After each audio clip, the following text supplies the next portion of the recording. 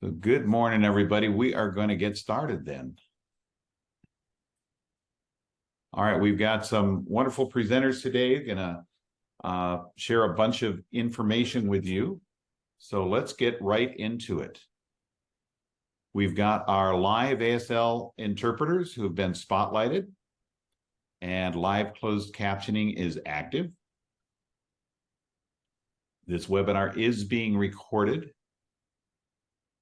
And as always, if you have any comments, you can contact us at cieinfo@avenuessls.org.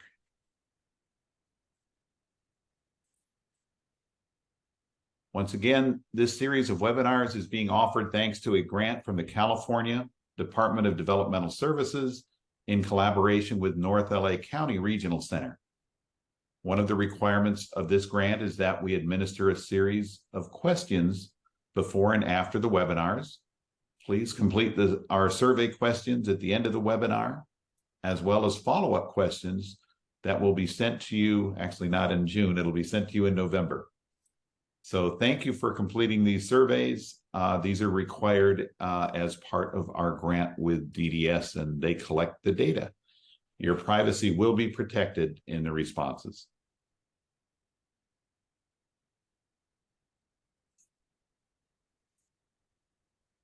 So today, we're going to talk about increasing family, adult, and youth knowledge of competitive integrated employment and the paid internship program, as well as the use of community employment-related resources, including collaborating with the California Department of Education, Department of Rehabilitation, and Department of Developmental Services to get the supports you need.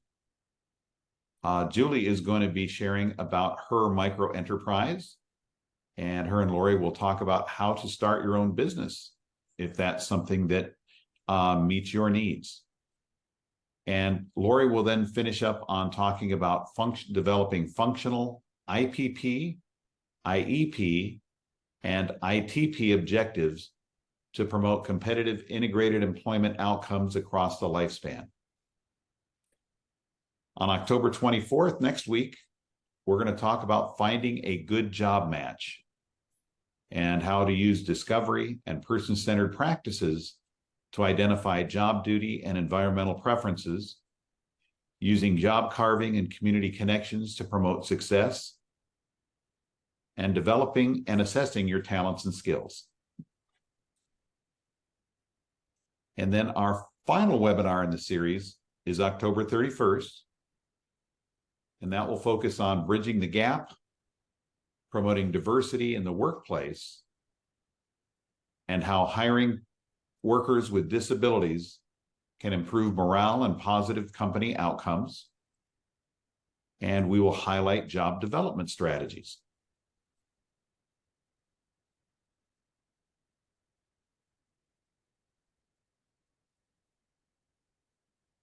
So, we want to make sure everyone is aware of what CIE means.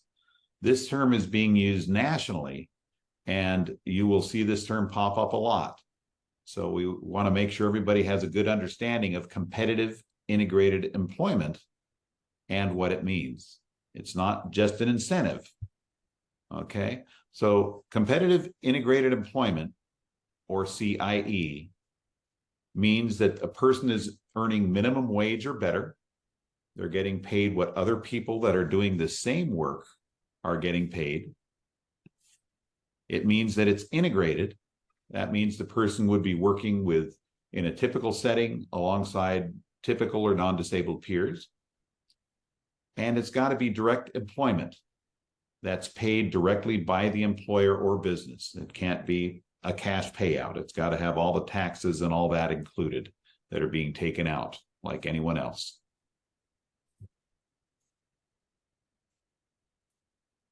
So we do have some wonderful incentives for the paid internship program and competitive integrated employment. And we want to make sure that you all know how to access these, especially those of you that are a regional center vendor of services. So competitive integrated employment and the paid internship program Again, you might see the term CIE or PIP. Both of these offer incentive payments that are paid to the regional center vendors or agencies who assist students and adults with intellectual and developmental disabilities to gain and maintain competitive integrated employment or a paid internship at an integrated job site for at least 30 days.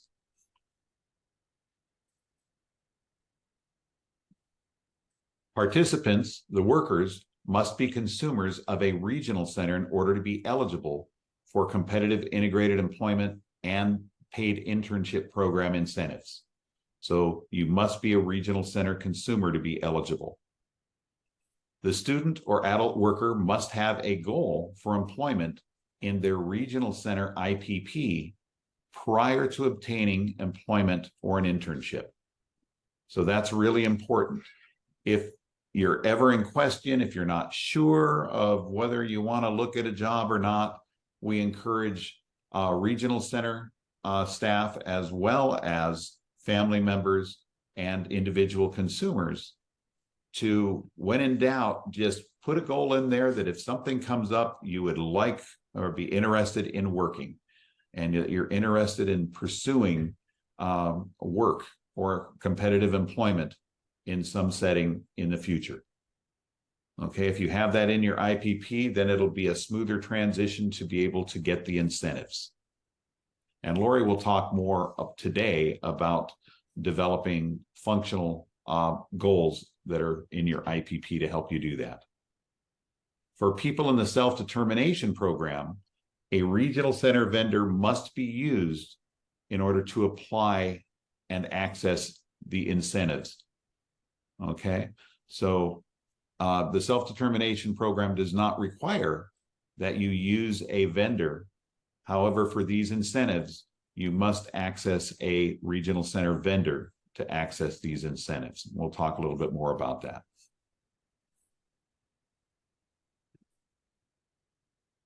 So California incentives for competitive employment.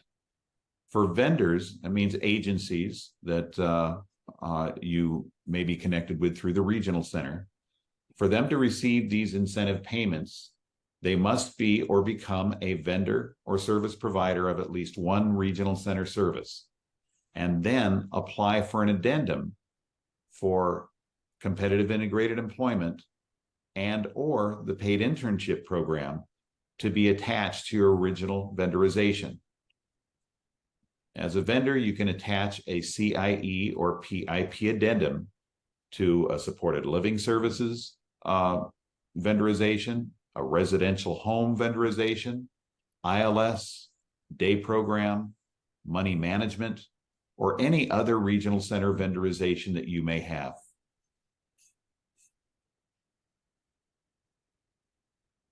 Competitive integrated employment incentives are available to regional center service providers who assist individuals to gain competitive integrated employment, either full or part-time work. So anywhere between 1 hour a week to 40 hours a week.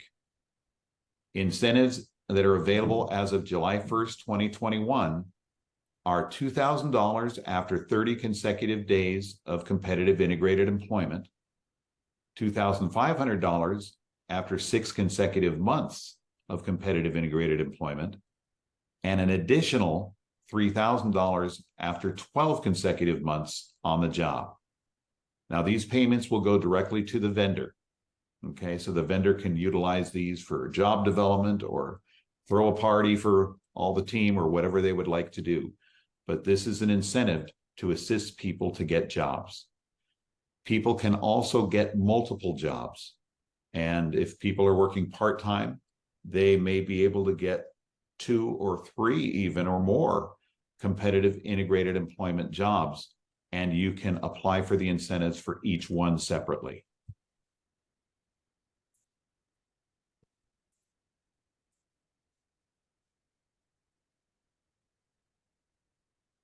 And Lori, there's some chat. I don't know if they're related to the topic, but I'm going to keep going until I hear from you.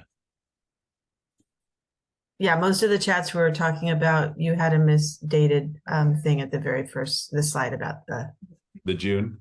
you had something that said November 7th instead of something. I don't know. Oh, okay. Okay, thanks. Mhm. All right. So the paid internship program is a little different. The paid internship program, or PIP, is meant to increase the vocational skills and abilities of those who choose to participate in an internship. The intern must be paid minimum wage or better by the employer or the service provider or the financial management service. A regional center vendor is then reimbursed by the regional center for the amount that is paid for the internship. So again, the vendor must have an addendum to one of their services in order to access the reimbursement for the paid internship program. And the vendor will be reimbursed for paying for that person's wage, salary, FICA, taxes, and all that. And an internship can be up to 1,040 hours per year. And this can also include multiple internships. You can start one internship, and after 3 or 4 months, if it's not working, you can stop that and try another one. You have on your combined internships a total of 1,040 hours per year that can be paid or reimbursed through the paid internship program. We know a lot of school districts that are working on this now to become a vendor with the regional center and are now accessing the paid internship program to add additional internship opportunities for their transition age students. And this is something that can add on to the workability money that a district typically receives, which is usually pretty minimal. But the paid internship program, again, can be used for any individual who is a consumer of the regional center. As with competitive integrated employment, the goal to obtain a paid internship must be included in the individual's IPP. And in order to include the incentives, the vendor or service provider must add that addendum for PIP to a vendor's service that they have through the regional center. So competitive integrated employment and the paid internship program incentives can assist employers, workers, and the agencies, schools, and SDP teams that support them. Talk to your regional center representative to find out how your agency or school or self-determination program can access these incentives.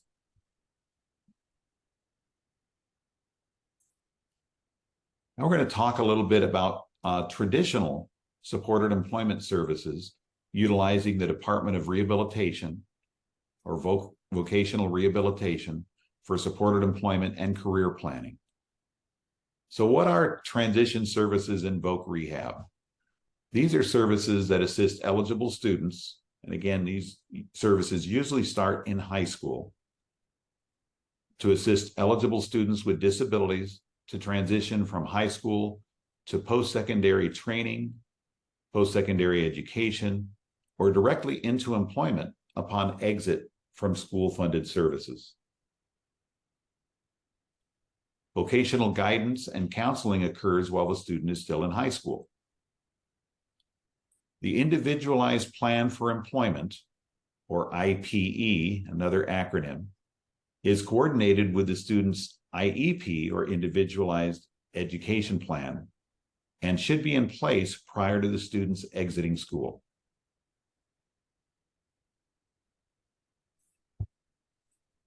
When should a student apply to voc rehab?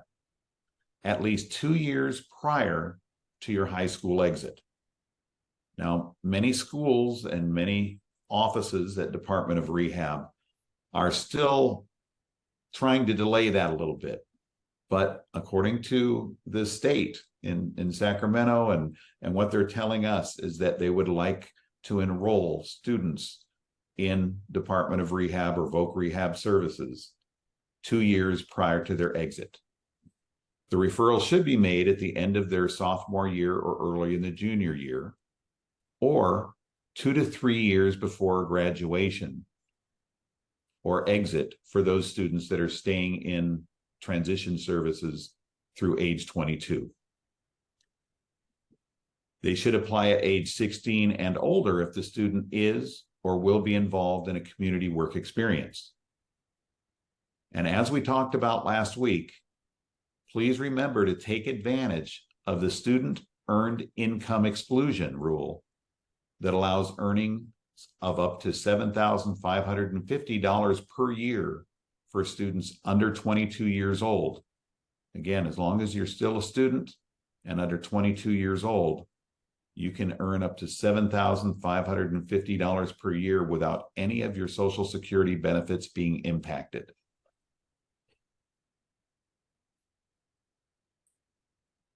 So what does Voc Rehab need from schools? They need copies of school records.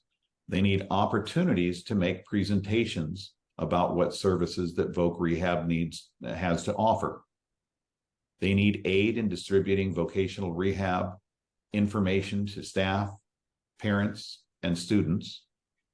And they need a scheduled meeting place and space and time for school visits to meet with families and students. They need invitations to IEP meetings at the start of the school year, or if there's an alternate input or way to meet.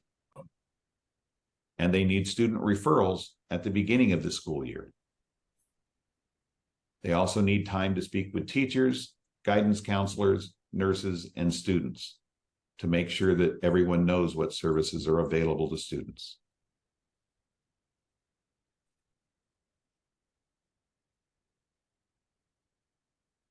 The role of a parent or guardian, especially while students are still in school, is important. A parent of a minor under 18 years old and legal guardians must participate in the Voc Rehab, Department of Rehab process and sign all forms. Best practice is to also have the student sign these forms, even when their signature is not necessary, because this helps prepare them for future responsibility of signing forms. Students who are 18 and over that do not have a legal guardian may sign a waiver of confidentiality form to include family members or others to allow them to have access to any of the forms that they sign and any of the information that comes in through Department of Rehab. Family support is extremely valuable. What activities support transition? Department of Rehabilitation counselors support student efforts to attain work skills and social behaviors needed to maintain employment. We need to encourage students to obtain paid part-time or summer employment.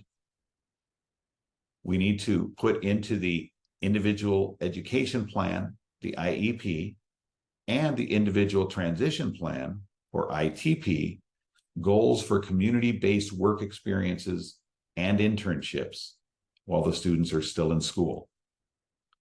Consider on-the-job training programs. Make business connections for employer and professional mentoring. And we need to support job shadowing and volunteerism as good ways to build up your resume of experience.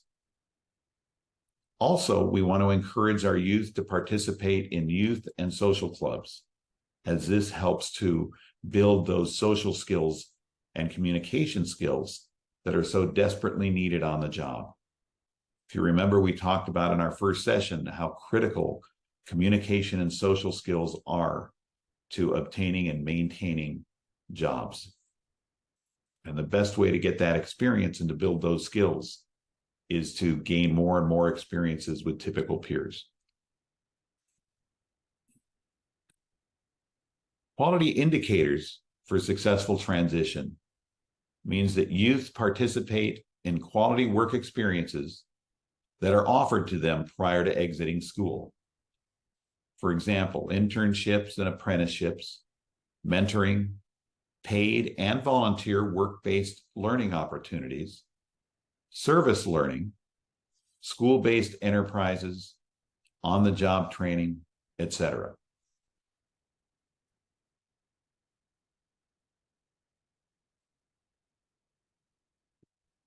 We do know, however, that voc rehab or Department of Rehabilitation Services, as we find in traditional supported employment, may not be a good match for people who need the following supports.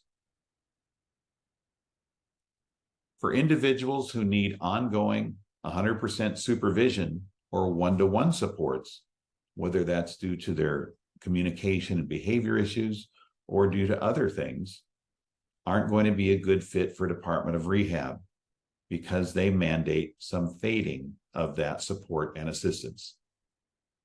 A lack of support on behalf of the individual's circle of support, for example, lack of support from family, caregiver, service provider, is critical, because if they don't have that support to fill out the forms with the student and to assist them to get to meetings and to do all the things Department of Rehab requires, that person might not be a good fit for Department of Rehab services as well. If the individual is not able to travel to and from work independently, for example, if they're not able to be taught to take public transit, paratransit, or other forms of transportation, then they might not be a good fit for Department of Rehab services either, as they really want to see independence in that area. When individuals have medical needs, concerns, or issues that aren't well managed or under control, that might also mean that it's not a good match for Department of Rehab services. Also, when individuals have low productivity, they don't really express a desire to work, maybe they need to explore work first, or have work or volunteer opportunities first to see if that's something they want to do. Or if they're only able to work limited hours, then Department of Rehab will say that that person also may not be ready for Department of Rehab funded services. Now, the good news is that even though people might not be a good fit to receive or to access typical or traditional Department of Rehabilitation supported employment services, these individuals should be able to access more customized supports through regional center funded services. That means that your existing service providers in either your community integration program, your day program, your residential program, supported living services, independent living skills, etc., those services can be an option to assist you to access a job, to gain and maintain competitive integrated employment. In fact, the people that know you best, the people that spend the most time with you, are often the people that are the best people to provide support and to assist you in getting a good job match. And those are some of the skills and some of the tools that we're going to be imparting over the next few weeks, is to assist more traditional services to be able to have the skills they need to assist people to get jobs. Again, regional center funded services are an excellent avenue to be able to gain and maintain employment. For those individuals, again, who need more customized employment supports than traditional voc rehab or supported employment provides, and again, we talked about needing one-to-one services, etc., these needs should be validated and addressed in the person's IPP, the individual program plan. So once those needs are addressed in the IPP, and once it's shared in the IPP that the person is still interested in exploring work or having work opportunity and getting a paycheck, things like that, then customized employment supports can be provided by services that are vendored through the regional center. And again, those services include all the following and any other service that we haven't listed, but it includes community integration program, tailored day services, supported living services, ILS, residential services, and any vendored service provider willing and able to assist you or your family member to gain and maintain a job. Again, even if it's a very part-time job, a few hours on a weekend, and it makes sense for the residential provider to assist and provide a coach for that, those incentives are available to providers that assist people to get jobs through their traditional services. Self-determination program participants can also pay for supports and services needed for customized employment. They do not need to go through the traditional voc rehab, Department of Rehabilitation venue if that's something that doesn't seem to be a good fit for those individuals. And Lori, I am going to now turn it over. I'm going to stop sharing mine. And Lori is going to come over and turn it over to Jennifer, who's going to talk about a PASS plan, a couple of examples of how a PASS plan can be used to assist people to save monies when they're employed. Okay, and Jen is going to share her screen as well. Okay. There she is.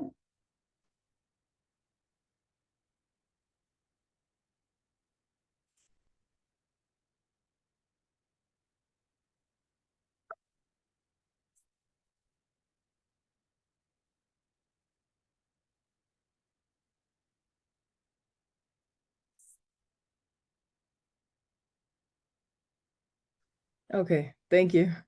Yeah, I was saying, can you hear me okay? And then because my screen popped out, I lost my button and I'm like searching. Okay, can you see my screen? Yes, we can. Okay, thanks. Sorry. We see your sidebar too, if you care. I'm gonna if it's okay, I'll do it in presenter view. That's better. Okay. That helps me too. Okay, so hi everybody. My name is Jennifer St. Jude, and I was asked to speak about the PASS plan. It's something I know pretty well, and I wanted to share with you my experience and some information about the PASS plan. So the PASS plan, what is a PASS plan? So the PASS plan lets a disabled individual set aside money that they need to Jen? Yeah. Right, the ASL lady's struggling. Oh, I'm sorry. Want me to go slower? Yeah, please. Right. I'm like queen of please talk slowly and I'm talking fast. Okay. So the PASS plan lets a disabled individual set aside money that they need, that's needed to achieve specific work goals. The purpose of a PASS plan is to help a disabled individual find employment that reduces or eliminates SSI or SSDI benefits. So it's okay that it simply reduces your dependency on it or helps increase your income so that you can have a better quality of life. So who can have a PASS plan? A disabled individual who is eligible for SSI, which is Social Security income. So you don't have to actually be receiving SSI, you just have to be eligible to receive SSI, which means you have to have certain income levels and some other things. You have to be a disabled individual. You also have to have other money aside from your SSI that you can set aside. So this money would come in the form of, if you had SSDI, you could use your SSDI and set that aside. If you had a small job and you were working, you could take the money that you were using, that you were getting from your job and use that to set it aside.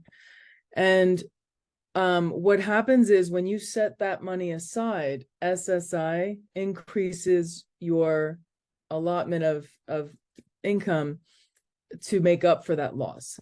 So if you had, say you had $1,500 a month in Social Security disability, it's really hard to talk slow. It's so funny. If you had SSDI money and it was $1,500 and you took all of that and set it aside for your goals and your plans, SSI would come in and replace that money up to their max, which is, I think at this point, somewhere around 1,200. So it would supplement you setting that money aside. So the other thing is you have to be interested in working in any capacity. So you could do full-time, part-time, less than part-time. It doesn't, that part doesn't matter. You just have to be, willing to work in some capacity. And you have to have a specific and reasonably achievable goal. So, hold on one second. Rosie, I'm gonna ask you to, thank you. Sorry. Okay. So, so why would I want to have a past plan? So usually it's because, you don't have a way to get the money or the tools or equipment or education that you need to get a job or get skills that you need to get a job. So either one. And the past plan can help. One second.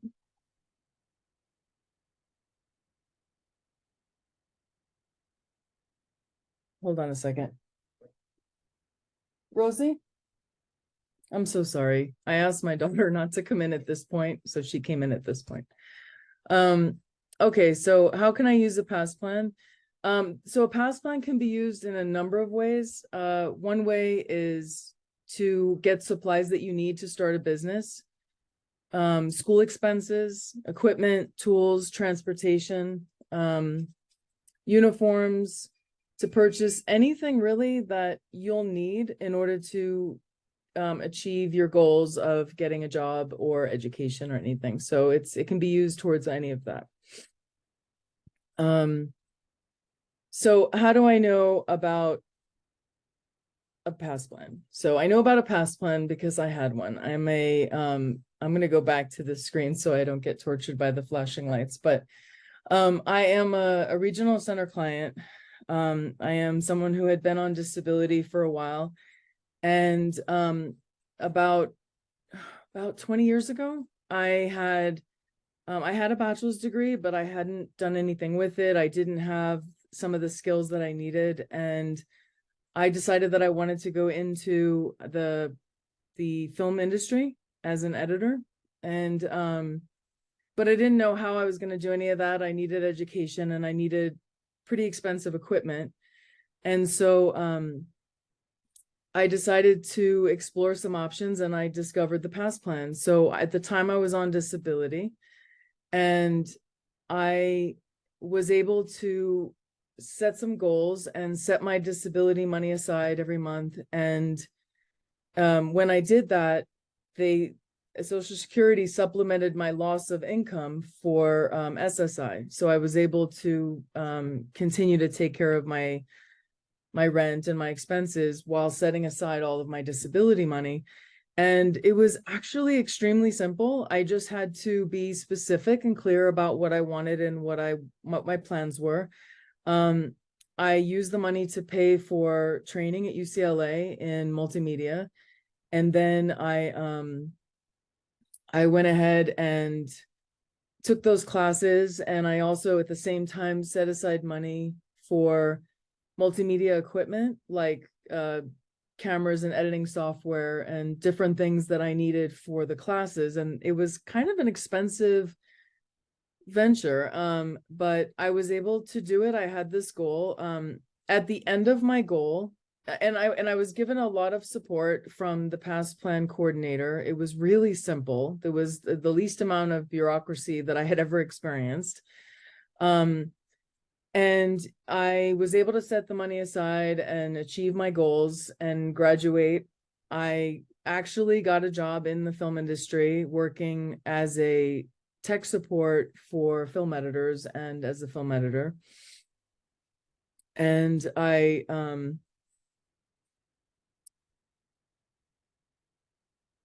sorry, I'm easily distracted. So I worked in the industry and I loved it for a short while. And then I started feeling that my degree is in social work, and I started realizing that it wasn't something that I really felt passionate about, but I wanted to utilize the skills that I learned. And I wound up getting a job in the school district as a ESL teacher teaching technology for the school district. And I taught everything I had learned. So I had used that those skills and all of that experience and worked in the school district for over 10 years. These are my students. It's not the best picture because it's kind of old and I found it, but they were my absolute pride and joy. It gave me incredible meaning. It changed my life, and I taught them for a very long time until I started my own family. And I wanted to show you this picture, which is not the best actual picture, but the young lady in this picture right here at the time was 17, and she had come from El Salvador, and she didn't speak a word of English. And I asked her what her goals were, and she said she wanted to go to college and join the Navy. And it was a very big goal, but I had come from a very big goal. I had struggled a lot myself, and the past plan had encouraged and inspired me. And so as a result, I was able to encourage her. And within a year, she became a U.S. Navy counselor for the U.S. Navy, where she now inspires other young people and helps them achieve their goals. And so, you know, my point is that when you succeed with a past plan, you really encourage other people to succeed, and they encourage other people to succeed. And it's really, it's just been an amazing experience. So it was actually relatively simple, and there wasn't really a lot of bureaucracy, like I mentioned before. And I really appreciated that. There are some information on how to set up a past plan. I have the link. I just can't do it in this window. As soon as I'm done, I will put it into the chat with all these links on it. But there's a place here where you can get the forms. You need to have a specific work goal that you feel you can perform, have a specific time frame of reaching the goal. It's okay that it's your time frame. It doesn't have to be someone else's time frame. So I appreciated that. Show that you have income other than SSI to set aside, and how you will use that to meet your goals.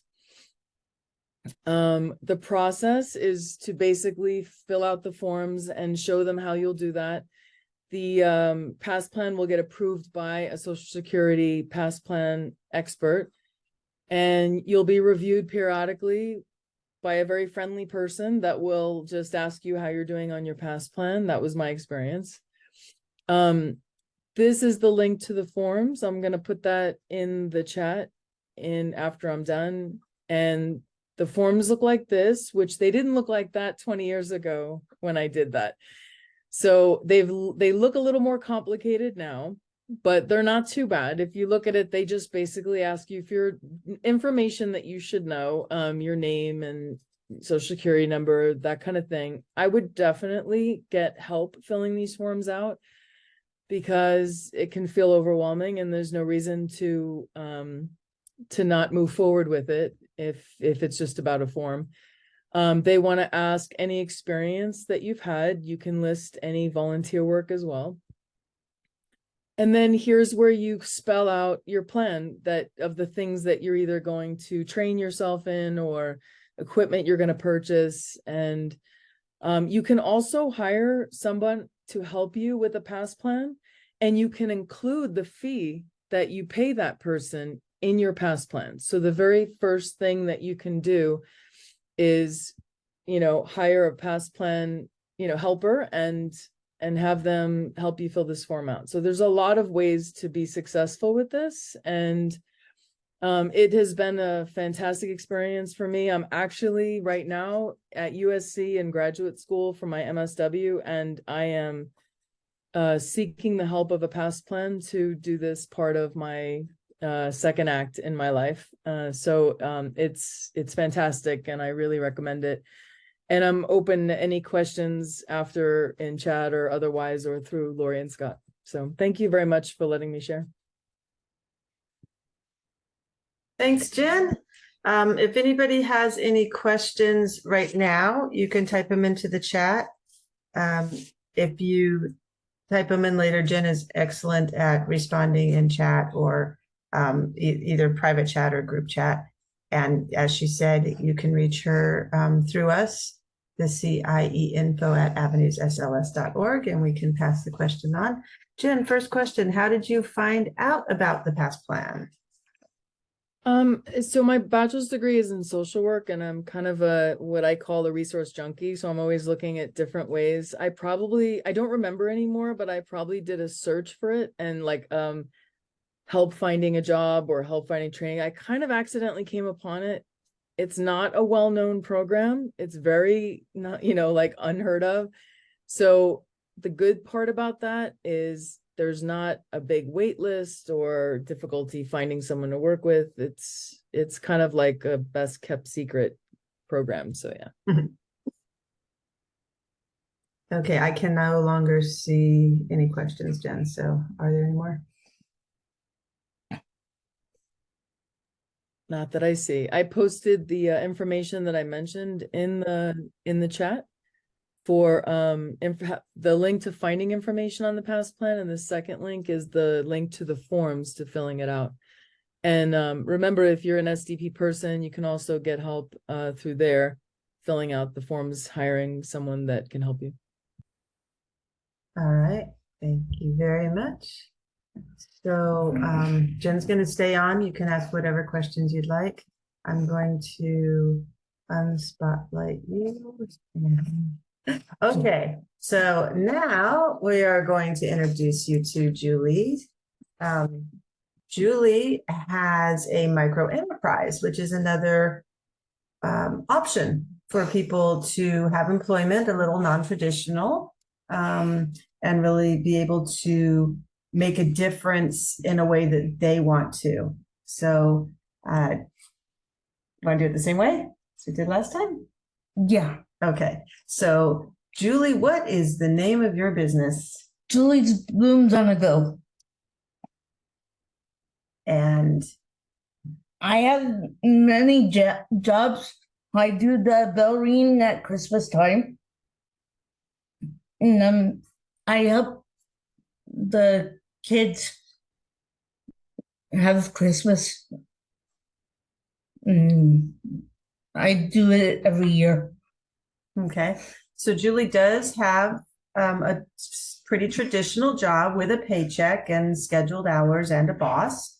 One of her favorite jobs is doing the kettle worker, bell ringing for Salvation Army.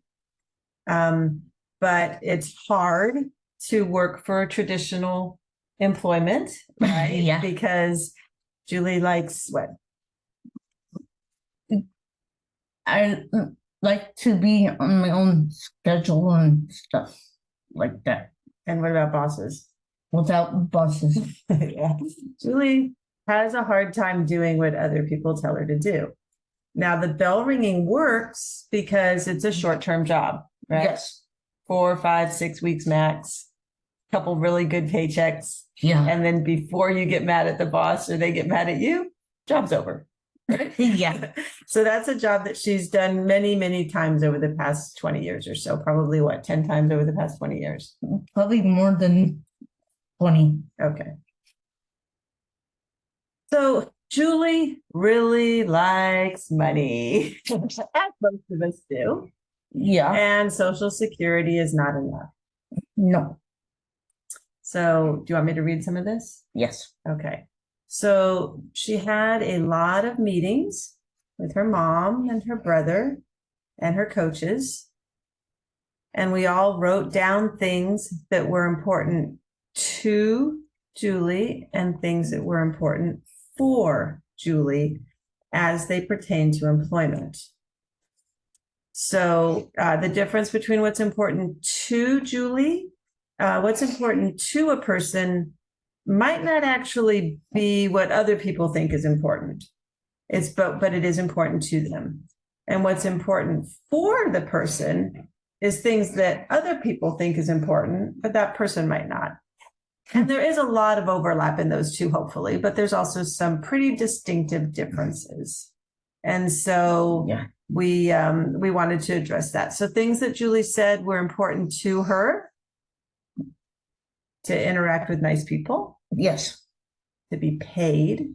Yes. Volunteer work just wasn't cutting it. No. Set your own hours. Yeah. Take time off whenever you wanted Yes. or needed. To not have bosses, to be your own boss. Yeah. To I don't like people behind me when I'm working. Yep. I hate that. People looking over her shoulder is not pleasant. No. To wear a name tag or a uniform Yeah. was really important, Yes. and to have a job title. So those were things that Julie really wanted in her employment. And then as a team, we also thought it was important for her to understand the job, Yeah. to be able to reset after a bad day, Yeah. to see a lot of different people. Yeah. right? So Yeah. that avoid some burnout. To have control over when and where and how you My work, life. right? Yeah. And to be able to understand what money she was going to make. Yeah. So we took all of that and we brainstormed. And this time we looked at what she wanted to do. So now we knew what was important to her. We knew what was important for her. And then we said, well, what do you want to do? You want to read? No.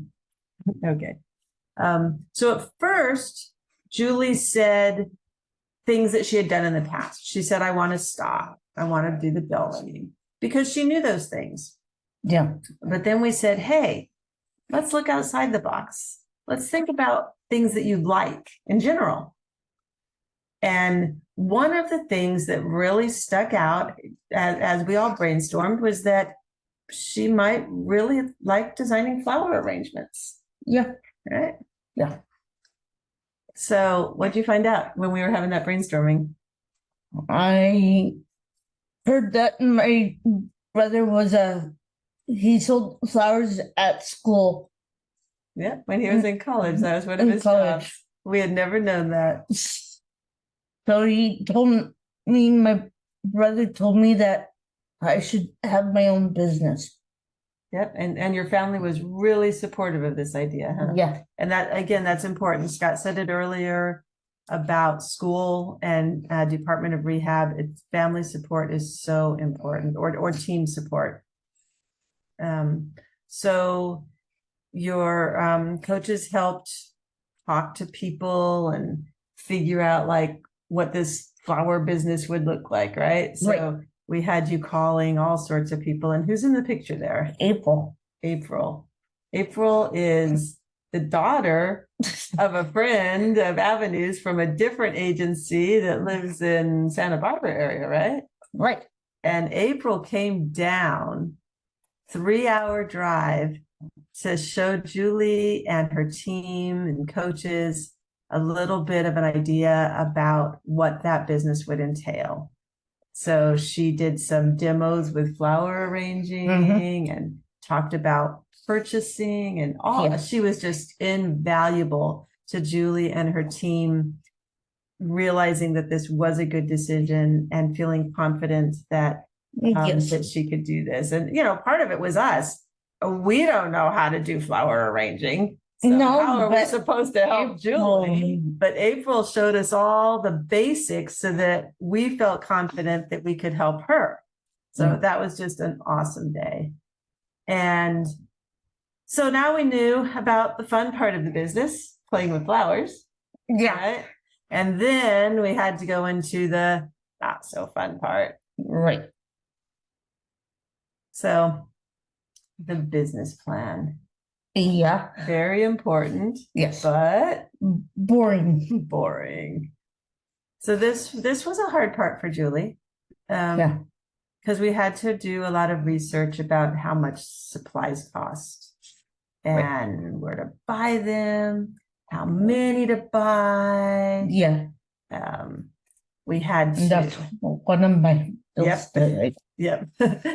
When we had to find out about business licenses and taxes and permits and All of it.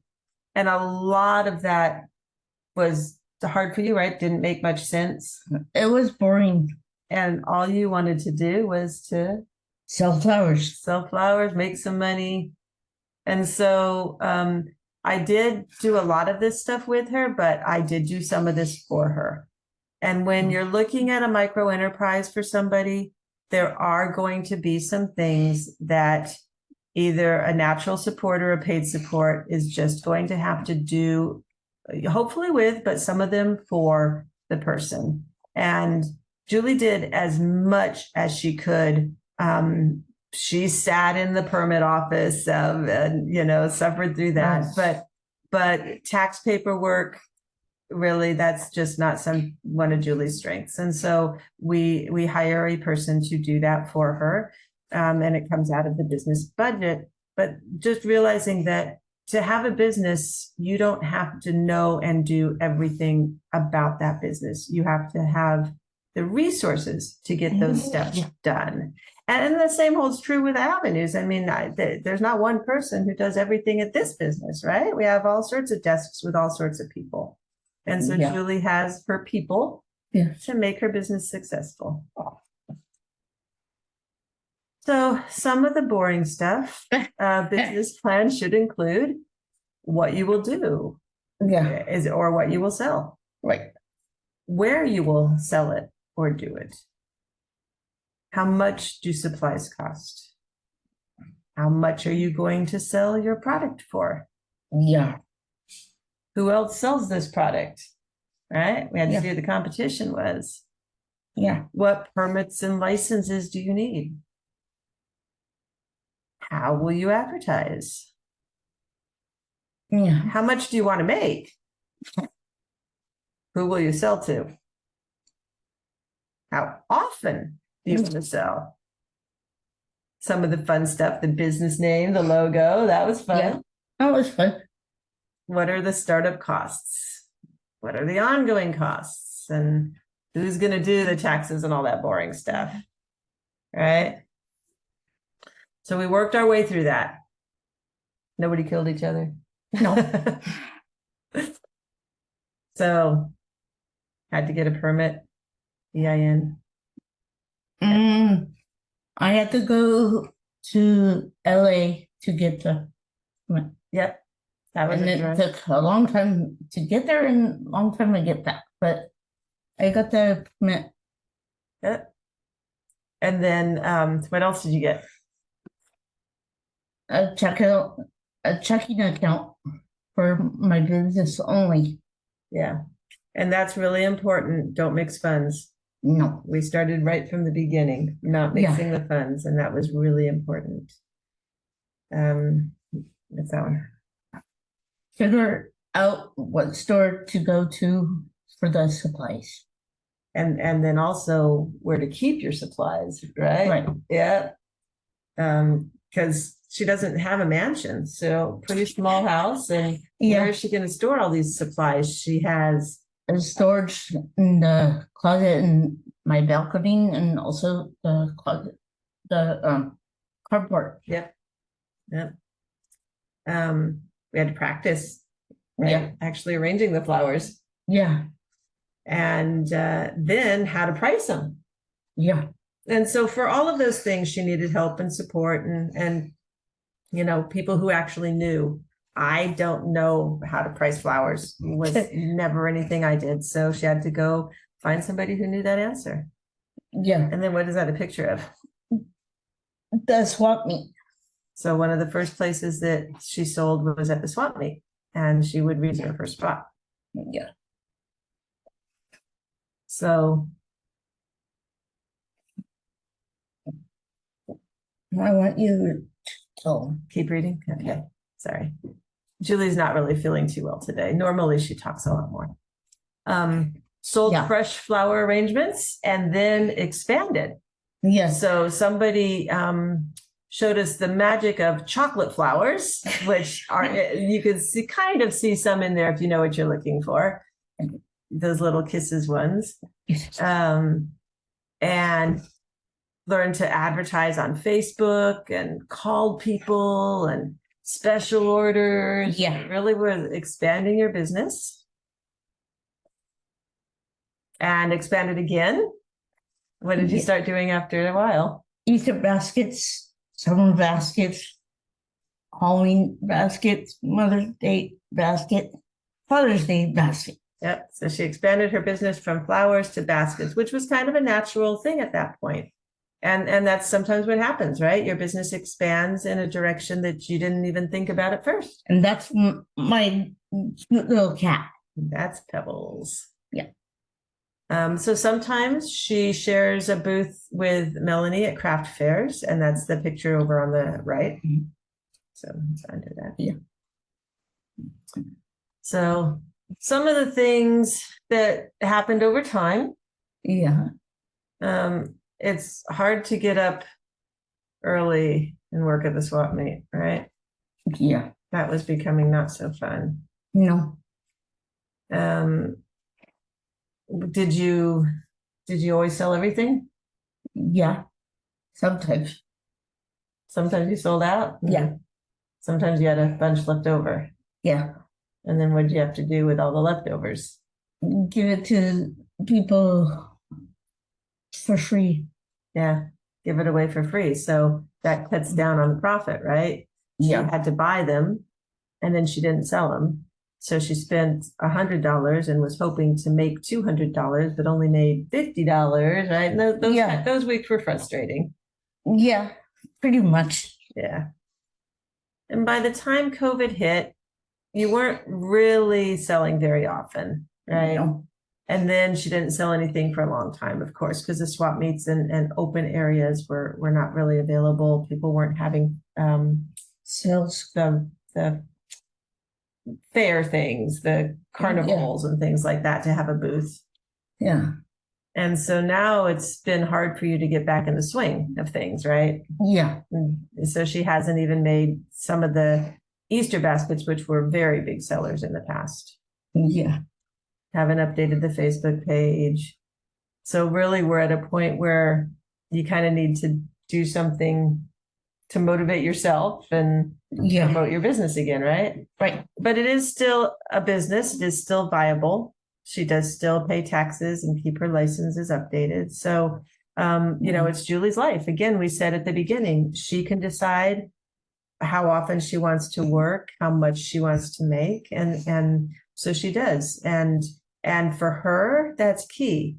If she was in a traditional job with a boss and a scheduled hours, she'd quit or get fired. But this is her business and she can do as much or as little as she wants.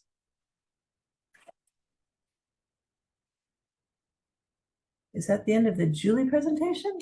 I think it might be. So anything else you want to share? Is there any questions for me?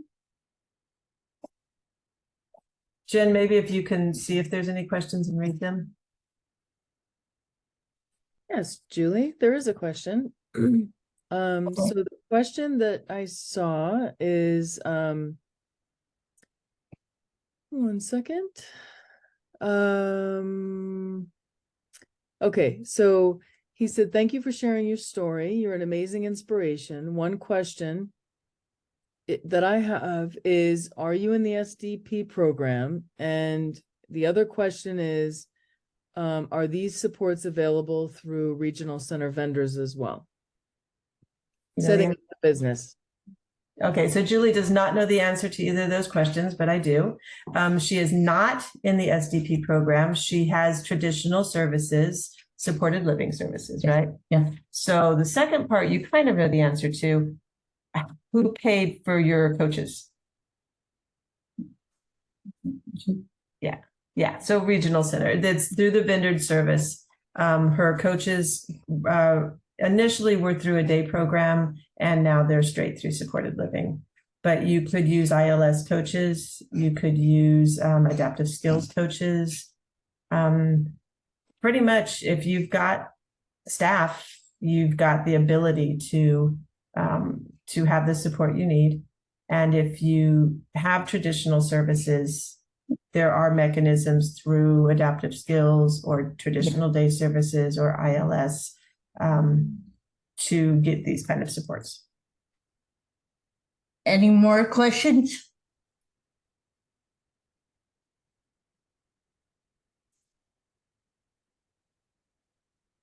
Jen, was that the end of the questions?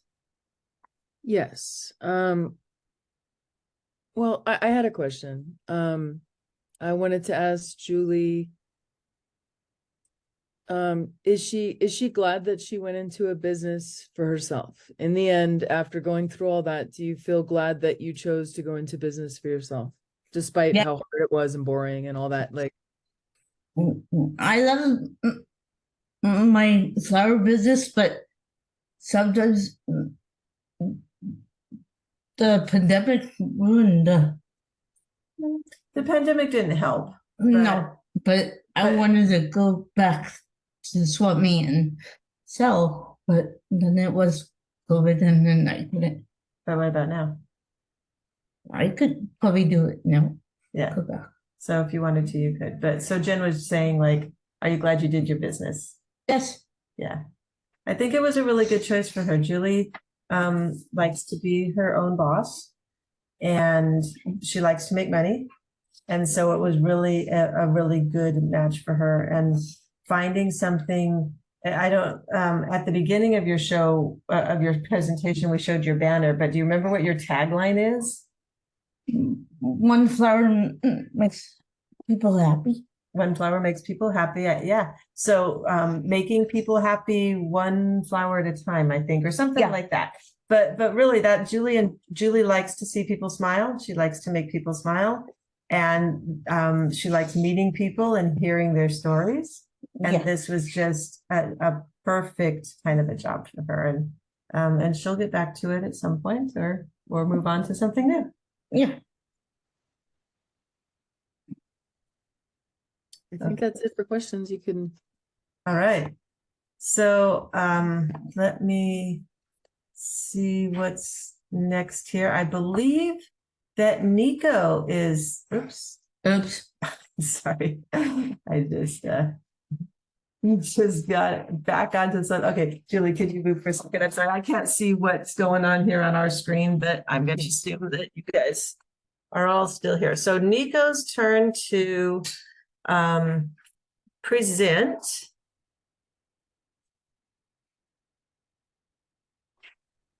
Hello, everyone. Okay. So I am Nico's assistant. He's nonverbal, so I help him. I facilitate for him, and so he's gonna say some words before we start with the presentation. So can you share the video? Sure. Let's see.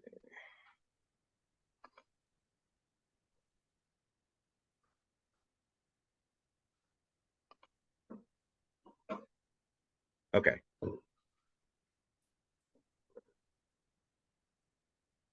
Do you see me? Or There you goes. go. Right, awesome.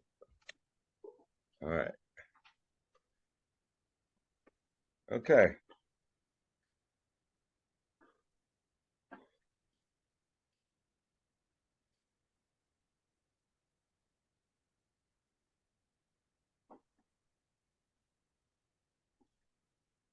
Hello everyone.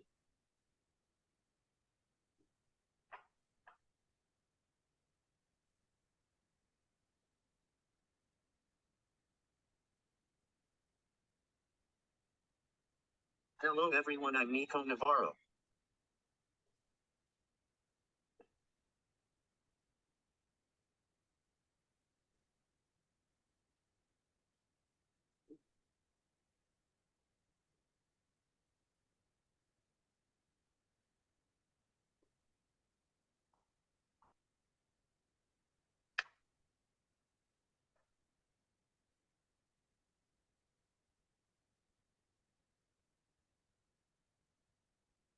I will be presenting with my dad.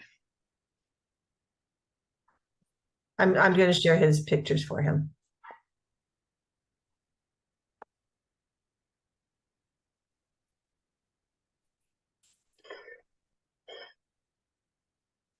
Right.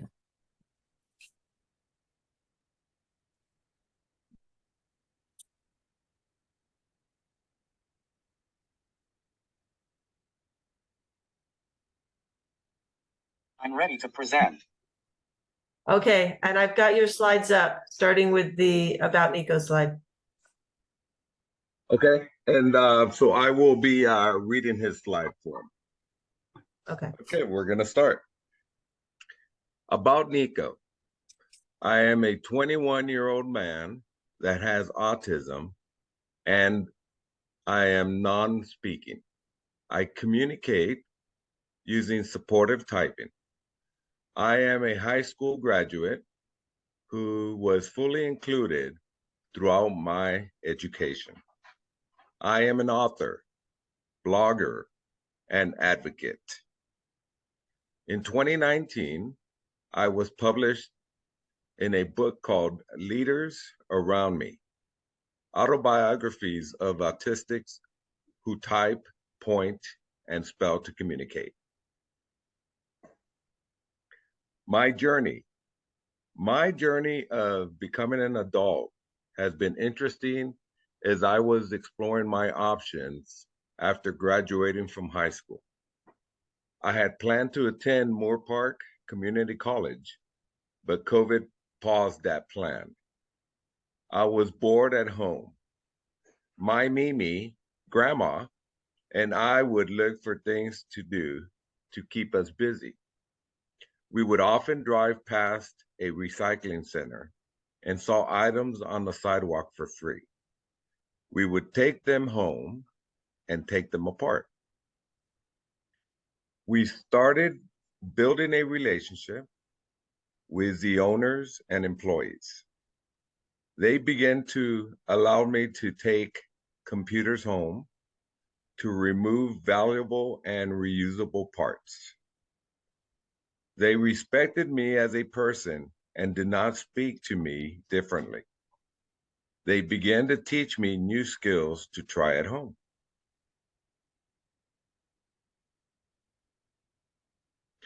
As an adult with autism, I have seen my siblings acquire skills for their jobs. I have always wanted to have a paid job that I truly enjoy. With my internship, I have the opportunity to acquire job skills just like my siblings and peers.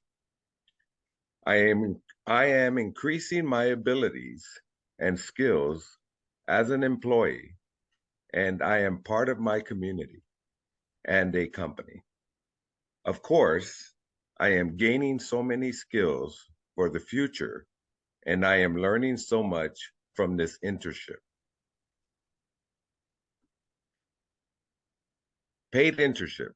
My mom found out that there was a paid internship program for individuals with disabilities. She asked the owner of the recycling center if they would consider allowing me the opportunity to use regional center funding in order to employ me. They were happy to do it. I started my internships with my dad as my facilitator and support. We started with a few hours once a week. One really great thing about this internship is that I am making minimum wage, the same amount of money as employees doing the same job.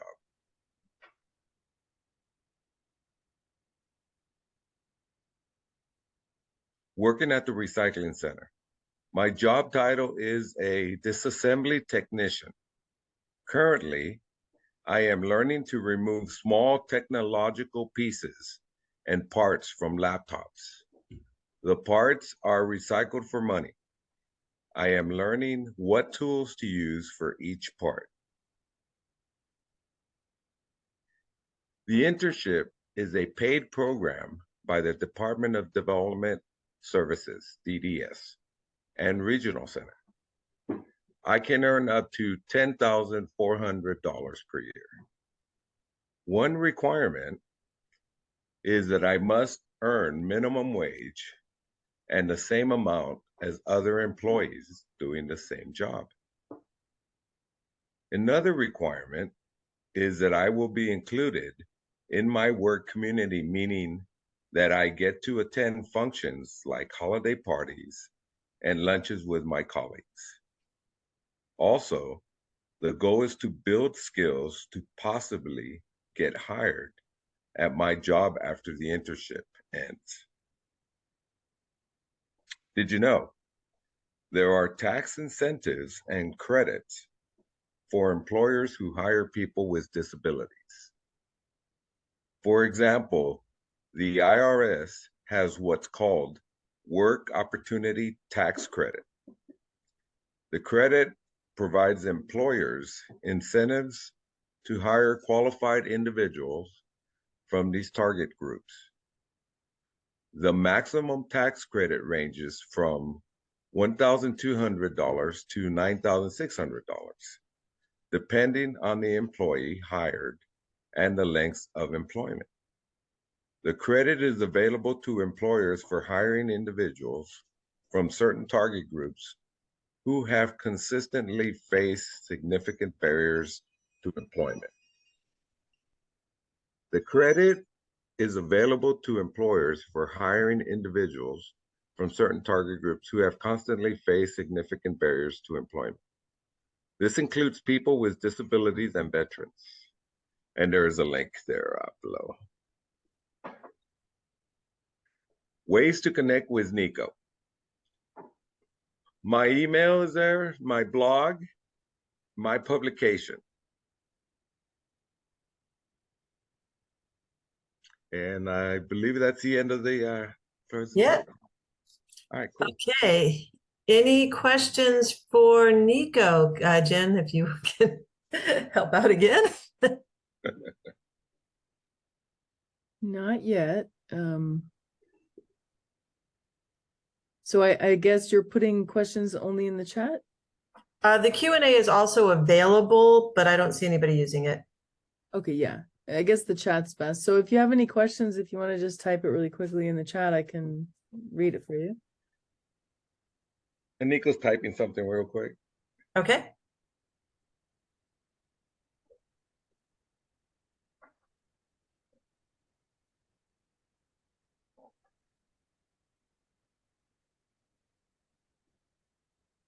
Thank you for listening to my presentation.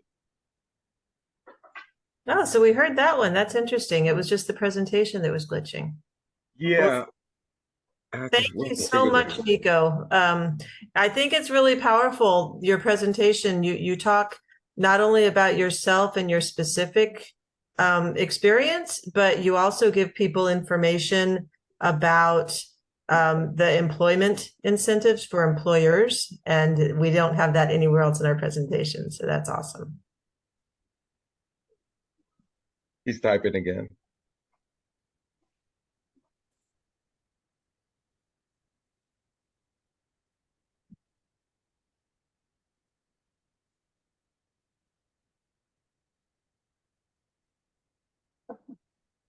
I'm glad you like it. And somebody says, pretty amazing. I hope my son can find a job he enjoys. All right. So again, if you guys can, Jose and Nico, stay on. People may have questions in the end. Okay. And I am going to start sharing some more of the what Julie would say boring stuff. I had one question, if that's Okay.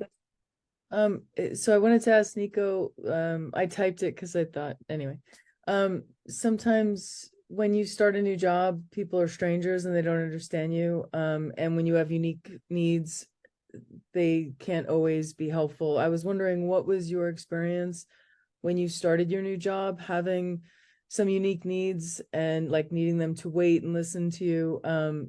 How did they respond to that? Were they supportive?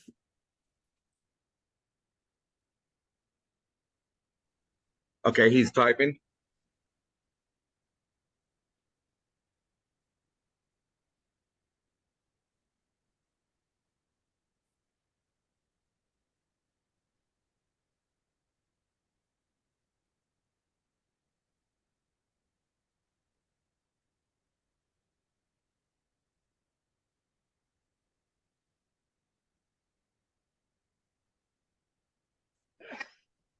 Yes.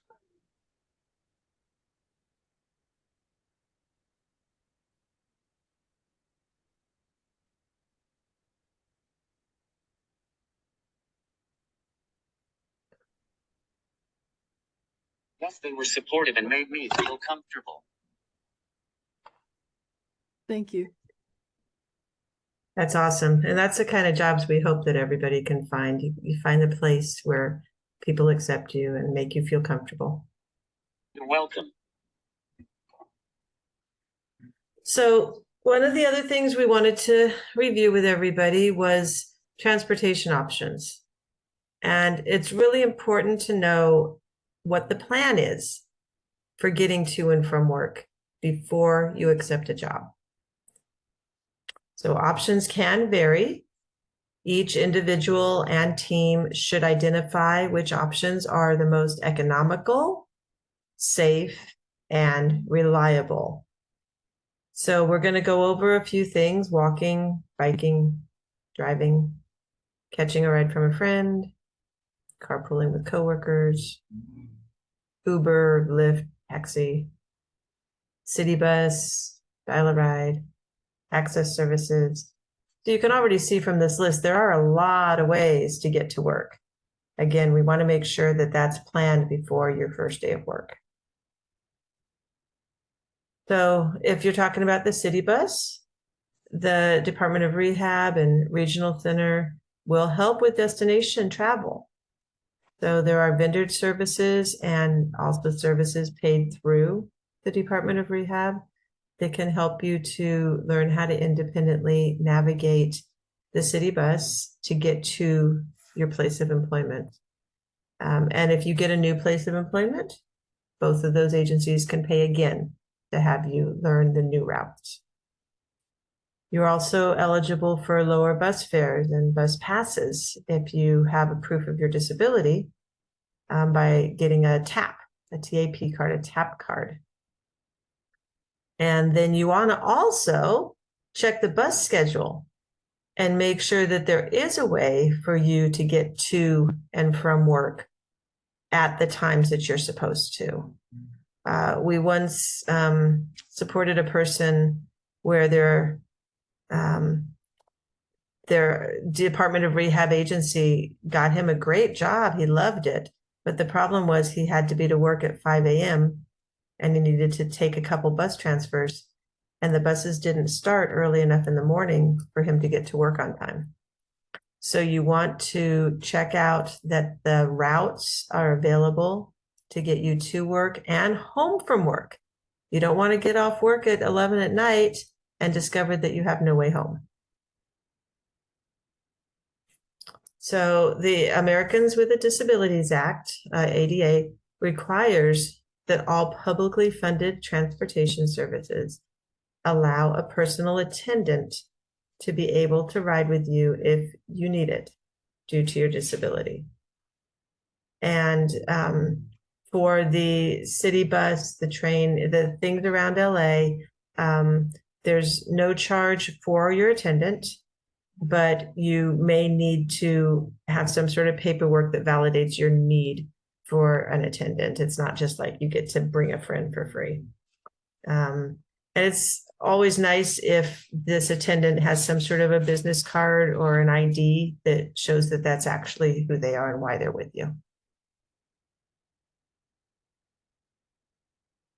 Other options, Lyft, Uber, taxi. If city buses or other transportation isn't readily available, those are options. Now, you do need a smartphone to set up those rides, and you do need a debit card or a credit card to pay for those rides. But the rides can be ordered by a person other than the rider.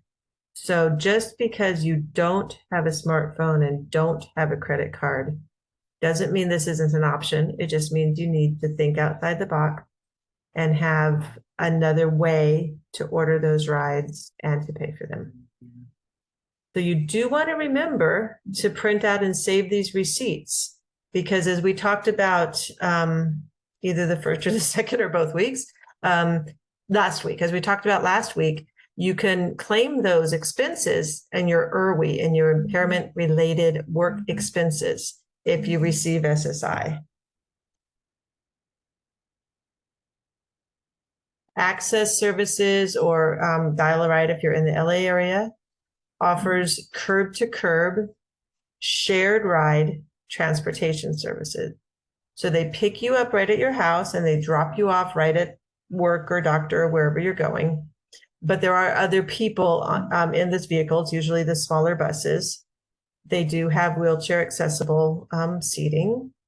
And if your disability requires you to have a personal attendant, there's no charge for that person to travel. Again, you may need a physician's order to validate that need. Then we've got some links here for getting access services and Dial-A-Ride. Again, when we were talking about making sure that your mode of transportation meets the needs of your employer, regular service is available from 4 a.m. to midnight, 7 days a week, with very limited services from midnight to 4 a.m. And you typically need to reserve your ride the day before your trip. Now, if you're using the bus over the past couple of weeks, you'll know they were on strike, and it's been an issue to make sure that people are able to get to and from work right now. So if you hear about an upcoming strike or something like that, if you know it's a holiday or a busy time traffic-wise, you want to make sure that you plan your rides so that you can still get to work on time. So if you have regularly scheduled hours at your place of business, which is always nice, you can use and you're in LA, you can use the Access to Work program where you schedule a standing order to go to and from work on a regular basis. And it's the reduced fare still, $2 each way. And if your hours change, you can modify the trip. So you don't need to call every day if you work at the same time. Unfortunately, not everybody works at the same schedule, and so many people do have to plan their trips daily or for the next day. Now, another generic resource to get to work is to carpool. So as you develop positive relationships with coworkers, find out how they get to work. Carpooling or taking the same bus may be a better option than traveling alone. And remember to offer gas money when other people drive. You can also get rides from paid staff, residential providers, family members. Those are all viable options if there's no other options available. Don't let transportation become a barrier. Make sure that there are transportation options available before you commit to a job. Be sure that the bus lines, Dial-A-Ride, Lyft, agency staff are available both before and after work. And problem solve with your agencies and regional center for options. But don't commit to a job without a way to get there. Okay, I'm going to give everybody a headache here. Okay. Any questions about transportation? Jen?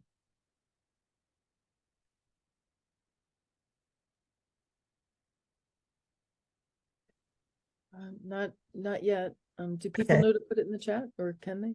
Yeah, people can put, anytime you have questions, go ahead and put them in the chat. Jen is unofficially and unknown to her monitoring the chat for me. Happy to oblige. Okay, so one of the main topics that was listed on this presentation was creating IEP, ITP, IPP, any goals for youth and adults to promote employment and career outcomes. It's really important, unfortunately, to have things in writing. And people in the system have to rely on paper to get them what they need. And while that is, in a lot of ways unfortunate, it also gives us an opportunity to really move forward when it comes to employment and career outcomes. If it's written in a document that's been signed by an agency, it's a contract. And we want to make sure that everybody has a goal towards employment and career. And of course, that changes with age and it changes with situations and experience. But we'd like everybody to, if you haven't already, and if you don't know your IEP or IPP goal as it's related to employment, take some time this week to get that document or ask your regional center counselor or your teacher for that document and see what your goals are around career and make sure that they are what you want them to be. It's really important to have something that related to CIE and PIP, because if you don't have something in your regional center IPP about utilizing the CIE and PIP incentives, then they don't necessarily have to pay out those incentives. Now, our experience has been that counselors are more than willing to add those goals as an addendum. But just to be safe, make sure that there's something in your IPP that says that you're interested in pursuing employment through CIE or PIP or PIP. So what is a good goal? A good objective will answer who will do what, to what degree, and by when. So an example, Lori, who will set her wake-up alarm each night with fewer text, I can't read, sorry, 2 or fewer text reminders over a 30-day period by January 2024. So it's pretty clear. I can't really fudge that goal. It is exactly what it says. So who is Lori? What? I will set my alarm. To what degree will I set my alarm? And by when? So, yeah, I wanted to point out that in the IPP through Regional Center, these are called objectives. And it's really important to list it under objectives in the IPP. The goal is going to say, Lori will independently do everything. Okay, that's a great goal. But the objective is tighter and has very specific things. So this is an objective. Also, Regional Center pays for services based on objectives. So make sure that these items go under objectives. So I'm going to talk about some objectives around personal responsibility. So personal responsibility is something that everybody needs to successfully keep their employment, to move forward in their career, to have a positive relationship at their paid work, volunteer work, school. So these are some goals that are related to personal responsibility. Now, they don't actually say that Lori will have a job, but they're things that Lori needs to do in order to successfully have a job, keep a job, go to school, whatever my big goal is. So my example set and respond to alarms. It may be that I set my alarm, but I don't respond to it. I'm still going to be late. So I may now need a goal. Now that I can set my alarm, I may now need a goal to respond to my alarm. Mom and dads are great alarms, but they're not really independent. And so at some point, weaning us off of mom and dad waking us up and actually responding to an alarm of some sort is a good objective. Gathering your needed items. Do I remember to get my backpack, my wallet, my keys, my jacket before I leave the house? Or do I keep them with me throughout the day? Do I get them out of my locker? Whatever step I'm at, but taking personal responsibility for my needed items. And again, who will do what, to what degree, by when? Lori will carry her backpack all day, every day, all year long, whatever.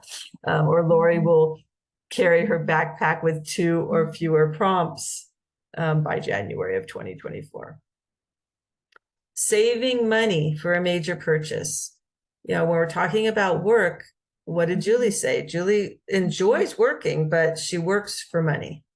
And so having a goal of saving money, whatever that major purchase might look like, it might be a cell phone, it might be a Magic Mountain Pass, it might actually be a backpack because maybe it's a young child who gets a $5 a week allowance.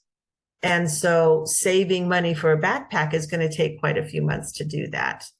And again, we want to start young because, as Scott mentioned in the first webinar, if families and teachers have the expectation of a child getting a job, regardless of the severity of their disability, that child is more likely to get a job than a child of a family who doesn't expect them to work.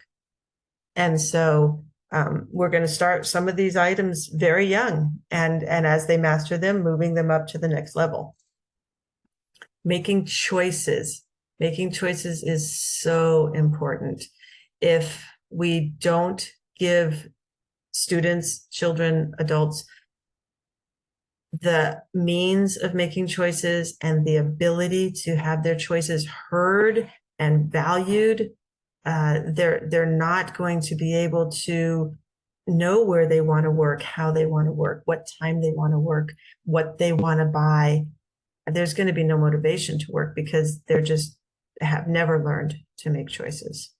So in young children, the choices might be around, do you want, a pear or an apple? Do you want to wear this shirt or that shirt? But as we get older, our choices are, just more stronger. And so helping people to make those choices when they're little allows them to have the ability to make choices that are more important when they're older. Making and following a schedule. We know in schools there's, things written up on the board, what we're going to do today. But again, we need to make sure that the people we're supporting can both make and follow a schedule. And if they need extra steps, if they need extra support to do that when they're children, and then as they're growing up again, making sure that everybody continues to use their calendar and their phone, if that's the way they do it, their alarms, a written paper, a picture schedule, whatever it is, but giving people the ability to know what's coming, what to expect, about what time, or about how long something is going to happen, that if I do this, then I get to do that. Just having the confidence and the comfort of knowing what's coming next. Hygiene before leaving the home. So that, as we all know, has a lot to do with keeping your job and helping people to learn to take care of themselves and to be ready to go to work is key in being able to keep, maintain, get a job. So if somebody says, oh, he doesn't have any objectives related to work, well, let's look closely here. He's making a schedule. He's brushing his teeth. He's dressing appropriately. He's saving his money. All of these things can be geared towards getting and maintaining a job. Pet care, pet responsibilities. Again, those are things that a lot of families with typical children will automatically teach their kids these things and sometimes not really want to burden their child with a disability to have to make choices or do chores, but they're key to really moving forward with your, moving towards career and education and jobs. So don't be afraid to have people have chores around taking care of their pet. Household chores, putting the dishes in the sink, turning the light off, locking the doors, doing laundry. And as children age and mature in their skills, you're going to add more steps, more difficult tasks, longer tasks. So those are objectives around personal responsibility. Think about objectives around, one more. Independent living. So things like carrying a wallet, signing the back of a check, or stamping your name on the back of a check. Again, this is kind of an old-fashioned one, right? People don't have checks as much anymore. But if you can sign your name on the size of the back of a check, that's about as big as you're going to need to sign your name anywhere. Using a debit card. Remember safety, right? Teaching people their own PIN is a lot safer than having all of the staff or all of the siblings know that person's PIN. It also allows people in the community to see the competence of somebody. If I say take your debit card out of your wallet and hand it to me so I can swipe it and put in your PIN, that gives the cashier an expectation that this person is incompetent. Whereas if I can teach the person to take it out of their wallet, swipe it, push in their PIN and put it back in their wallet, that shows a level of competence and people will respect the person more, unfortunately. But vehicle safety, transportation safety, street safety, those are all key for having a job in the community. You want to be able to get in and out of your car safely, be on public transportation safely, street safety, both from walking from the parking lot into your place of employment and when you're on your breaks if you're going out to get lunch. Any sort of partial or whole chore is a step towards employment and skill development. And then hygiene in the community. Public restrooms are a big thing. They're a place of potential abuse. And so we want to teach people how to be safe in a public restroom. Social skills. Again, Scott did that survey back, I don't know, one of the past previous weeks. What's the biggest reason that people don't get jobs? It's around their social skills. So systematically teaching people and having objectives around greeting classmates, greeting neighbors, waiting in line, using a phone to set an appointment or other customer service kind of questions. Knowing the difference between personal and private information and shareable information. How to ask a question.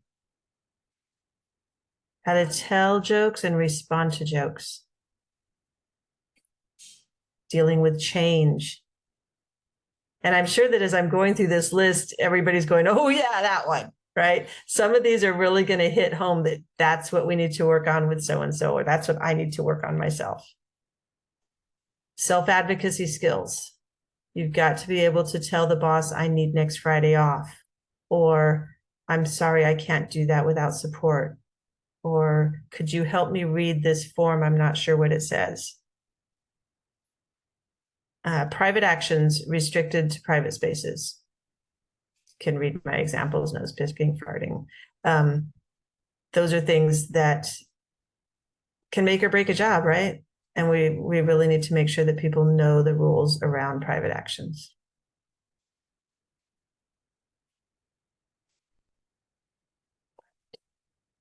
Okay, work-based learning. So now we're getting more into goals that you might think of as traditional employment, career-related goals.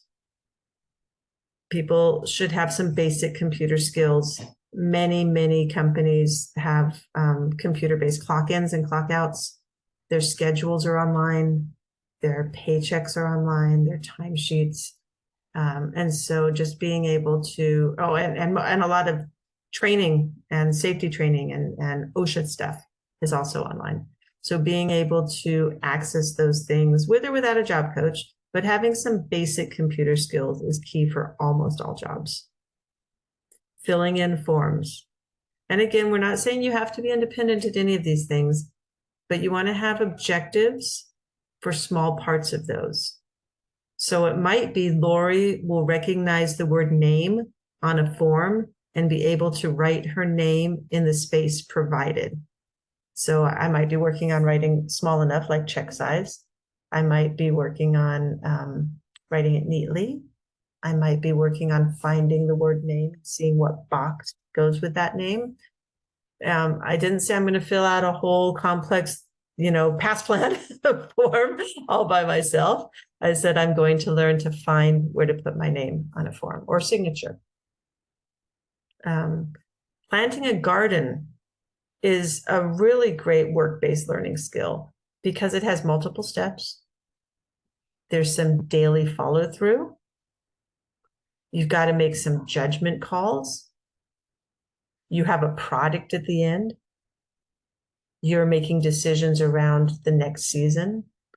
So looking at things like that can lead to job skills. It doesn't mean that, we're going to teach the person to plant a garden because they're going to grow up and be a landscape designer. We're looking at how they can practice multi-step directions, how they can make some judgments around when to harvest something or if that's a weed or doesn't need water. All of those skills are going to help in any job. Making a shopping list. Again, there's multiple steps to that, right? What do we typically have? Do we have it? Do we have enough of it? How much do we need? Do we need a week's worth or a day's worth? Do we need to buy it at a certain store? Do we need a coupon? All the things around making a shopping list are skills that are invaluable to future work. So start young. Start young. Let that little kid help open the fridge and see, do we have enough milk? Look in the cupboard. Do we have enough snacks for your lunches next week? Keeping a work area clean. And again, a work area could be a bedroom. A work area could be a living room, a bathroom, whatever, a desk. But keeping your work area clean, that's a skill that I haven't mastered yet, but that people need in order to keep their job. Computer-based learning skills, I mentioned that a little bit. A lot of training is happening online. And so being able to do those OSHA requirements for the job or to clock in, things like that. And then also work on tolerating change, tolerating noise, tolerating people in your space, tolerating somebody sitting at the chair that you like to sit on at break time, right? All of those things, starting at a young age, will help somebody to be able to keep, and maintain a job in the future. And again, we're looking at small objectives that are clearly defined so that we can see the growth or see what we need to change. Other life skills. A big thing is knowing and understanding that work equals money and money equals things. If my parents buy me everything I want every time I ask, and I have no reason to save money for anything big, I have no reason to save money for anything small. If the ice cream man comes and I want an ice cream, my mom hands me $1. If I want to go buy a new phone, my mom buys my new phone. Then there isn't really a reason to work, right? We need to know that in order to get that thing, I need money. And the way I get money is by working. And a lot of times, again, families teach this naturally a lot by allowances. But sometimes people with disabilities aren't part of that mix. And so we want to make sure that they are, that everybody knows that work equals money and money equals things. Work also gives you status. Work gives you a topic to talk about. Work gives you a lot of things. But one of the first things that we want to make sure people know is that if you want to buy that thing, you need money. And the way to get money is by working. We want to make sure that people are able to share their contact emergency information. It might be that they're just showing my medical alert right there, right? That's all. I don't talk. I don't know my address. I can't get myself home, but I know enough to point right there so that somebody else can help me get home. It might be that they pull their ID out of their wallet. It might be that they can rotely speak their address or their parents' phone number or their age group home's phone number. All sorts of ways to share that information, but they need to be able to share that information. Even if they're not a person to wander off and they would never get lost and you would never, ever let them out of your sight. Something could happen where you, as the primary caretaker of this person, is incapacitated, and they need to be able to be safe and share some sort of contact information to get them to a safe place. Using vending machines. So don't forget about break skills, break time skills. Really, really important. We used to say, teaching people to put quarters in the machine for a soda. Nowadays, we say teaching somebody to swipe their card for their soda. But whatever it is, we need to make sure that people have skills for break time. And another big important life skill is finishing things on time. And remember, these things all happen naturally at school in typical classrooms. They happen naturally with friends, with scouting troops. So really focus on those as skills for the children as they're moving towards career development. And if they don't have that skill and they're now young adults or even older adults, let's really systematically look at putting these objectives in place in a measurable way in their whatever P they've got going, so that they have, a greater chance of succeeding and getting that job of their choice. So some objectives that are very specific to work. And these can be objectives that are done through a paid agency or done through the family. It really depends on the person's situation, but volunteering, doing some volunteer work with a family, with a youth group, honor society, anything. Collecting, sorting, turning and recycling. Again, that's a job, that's work, you get money, there's lots of steps, it's systematic, all sorts of skills you can learn from that. Determining your schedule based on an appointment. It's really easy for me to just say, okay, Julie, be ready by 7 because we got to go. But what we want her and everybody else to be able to do is to say, okay, I need to be to work at 9. So I need to leave at 8:15. So I need to get up at 7:30. Or whatever it is. Being able to do that backwards math on time, or have a way to do it. It may be that they've got a piece of paper, a formula that says, it takes me 45 minutes to get to work. So then they say work start time minus 45 minutes. And it takes me, what did I say there? 45 minutes to get ready. So then minus the 45. They don't have to know the formula in their head.